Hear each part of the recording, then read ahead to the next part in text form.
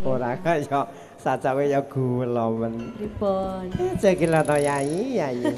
Nggih niki pangapunten swantene rada bindeng nggih Pak nggih. Heeh. Nyarengi mengke tetep Nggih, wonten pamundutan. Oh nggih. Sesidemen. Nggih. Iki apa rawene keri e? Heeh, rawene keri. Nyarengi rawipun para tamu menika lelagon ingkang tabuh suwun ingkang mengku gati dedelikan. Nggih.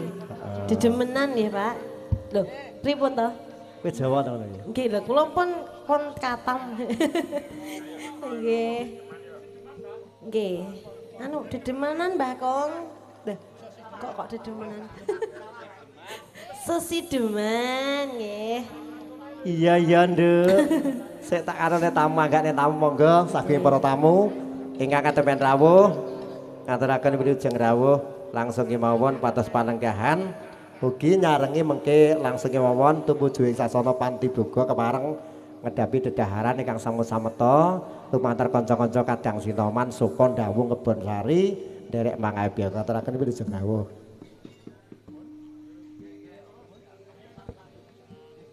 Wiwi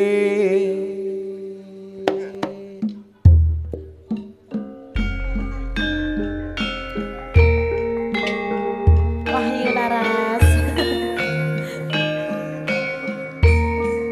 Langsung mawon Bapak.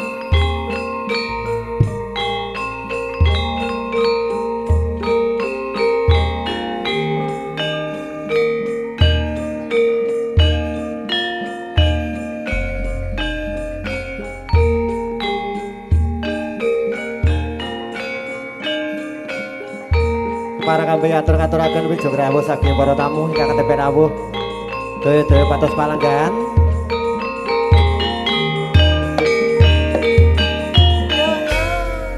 ingkang sampun kepareng asta dedaharan dipun sekecakaken nggih ngedapi dedaharan kanthi cira sekeca andarengi kanca-kanca Wahyu Laras gendingipun sesideman mbok bilih mangke sampun paripurna ngedapi dedaharan sauntawis mirunggan bilih badhe ngesakaken tetembangan pasumbang dana swanten kawula sumanggaaken ing mriki kanca-kanca Wahyu Laras Sukarjo Ndawung sameta ing gati sawegya ing diri monggo ayo nok Luwih becik patenono timbang perpisahan. ya ayo ya ayo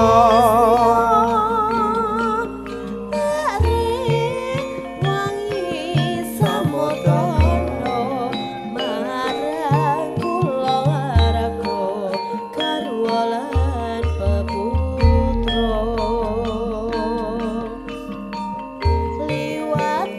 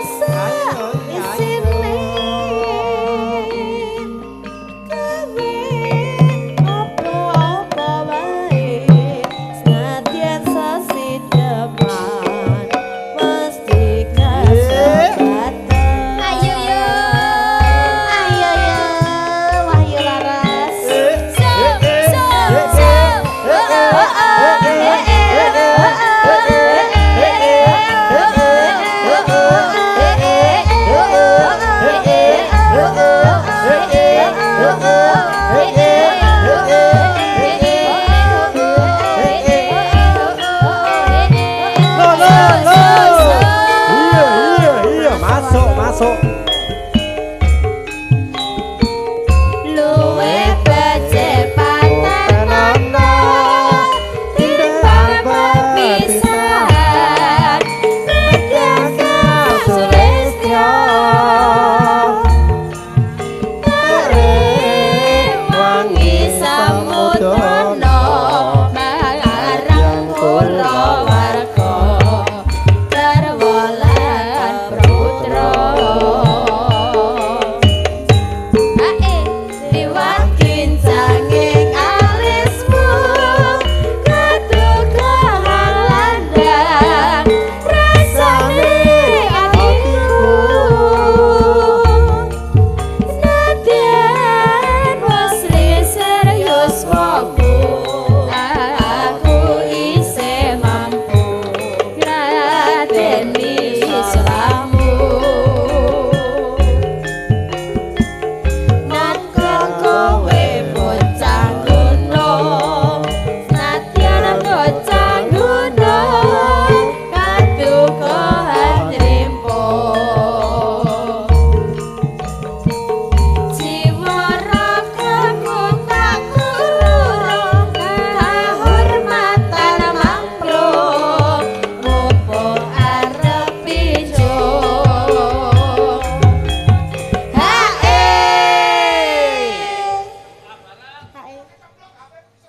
Iya. Geger, geger Simbunang geger. Ayon geger Simbunang yo. Kita arep laris Simbunang geger, geger.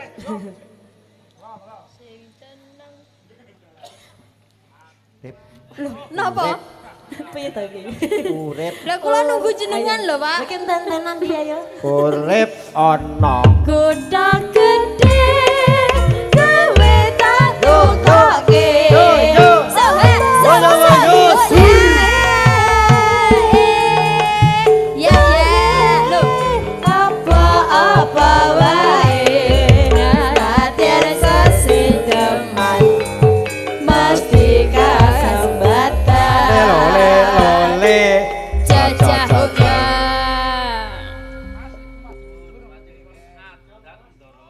Ki pamunten niki pun kancik ditiwanci salat ibadah luhur ing pikil pat pamunten lerem sauntawis kanca-kanca Wahyu Laras mangke paripurna badhe salat dhuwur suka parisuka ngantos pungkasan dipun lajengaken malih lepat pangapunten lerem sauntawis.